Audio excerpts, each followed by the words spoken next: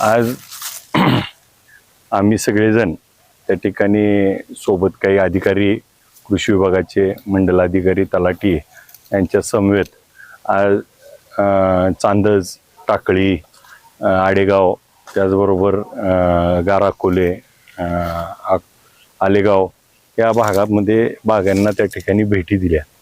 प्रचंड असं नुकसान हे शेतकऱ्यांचं झालंय.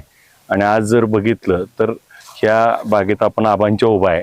ह्या आबांची बाग 25 रुपयानं त्या ठिकाणी व्यापाऱ्याला दिली होती आणि आता येणाऱ्या 8 दिवसामध्ये ह्याचे पैसे त्या ठिकाणी 50 लाख रुपयेपेक्षा जास्त होणार होते. आणि आज तोंडाला आलेला घास आज निसर्गाच्या या वादळी वाऱ्यानं त्या ठिकाणी सगळा संपून गेला आहे. आणि आज तोंडाला आलेलं पीक सगळं कोलमडून पडलंय. संपूर्ण बागेचं नुकसान झालंय. परंतु मला या निमित्तानं आज पंचनामे केले जातील, त्या ठिकाणी सरकारच्या NDRFच्या निकषानुसार पैसे मिळतील.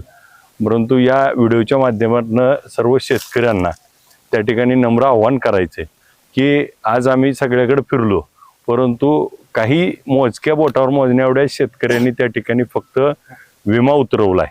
तर ती विमा जर आपण हेक्टरी 7,000 रुपये, त्या ठिकाणी एकराला 2800 रुपये असा विमा उतरला तर 3 लाख रुपयेपर्यंतचं नुकसान भरपाई आपल्याला त्या विमा कंपनीकडून मिळाली असती. परंतु दुर्दैवानं आज आपल्यात कोणीच विमा उतरवला नाही. आज 1 एकर बाग जपायला 1 लाख रुपयेपेक्षा जास्त खर्च करतो आपण आणि फक्त 2800 रुपयेमध्ये त्या ठिकाणी आपण भरत नाही. माझी या निमित्तानं नम्र आव्हान आहे की 1 जुलै ते ऑक्टोबरपर्यंत त्या ठिकाणी नवीन लागवडीला, केळीला आपण विमा उतरवण्याची योजना आहे. तर तो कृषी विभागामार्फत विमा उतरवला तर भविष्यात असं नुकसान आपल्याला टाळता येईल. आता हे झालेल्या नुकसानाचे पंचनामे होतील. ह्या नुकसान भरपाई सरकार त्या ठिकाणी NDRFच्या नियमानुसार देईल. आम्ही अधिवेशनात देखील याच्यावर प्रश्न विचारू.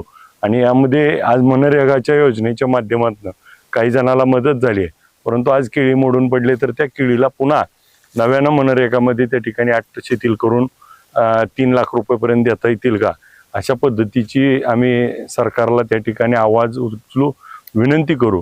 मुख्यमंत्र्यांना देखील मंगळवारी भेटून त्या ठिकाणी संबंधिताच्या वरती पंचनामे झालेत तर त्याला चांगली मदत मिळावी अशा पद्धतीची विनंती करतो. त्यांना देखील आम्ही आव्हान करतो, आपण सगळ्यांनी मिळून ह्या शेतकऱ्याच्या पाठीशी उभा राहिलं पाहिजे. हातातोंडाला आलेला घास या केळी जपायसाठी जवळपास 5 ते 10 लाख रुपये खर्च केलाय आणि आता 50 ते 60 लाख रुपये येणार आणि हातातोंडाला आलेला घास गेलाय. लोकांचे जीव पिळवलेत. मगाशी एका पैलवानाच्या डोळ्यात अश्रू आले होते. अनेक त्या ठिकाणी असे भावनिक प्रसंग आज आम्हाला बघायला मिळाले. त्यामध्ये शेतकऱ्याच्या पाठीशी आपण सगळेजण उभा राहिलं पाहिजे. आलनेलचं आज परिस्थिती बघतोय, दुष्काळजन्य परिस्थिती येणार आहे. त्यामुळं आपल्याला त्याच्यावर देखील काम करावं लागणार आहे. आपण सगळ्यांनी या सगळ्या गोष्टीचा सामना करण्यासाठी आता धाडाडीनं, संघर्षाने या दिवसामध्ये वाटचाल करावं लागेल. आपण सगळेजण या शेतकऱ्यांच्या पाठीशी उभा राहू असं मी सर्वांना आव्हान करतो. आणि आपण जास्तीत जास्त लोकांनी त्या ठिकाणी विमा उतरवा, त्यामुळे आपल्याला होणाऱ्या नुकसानामध्ये आपल्याला त्या ठिकाणी मदत होईल.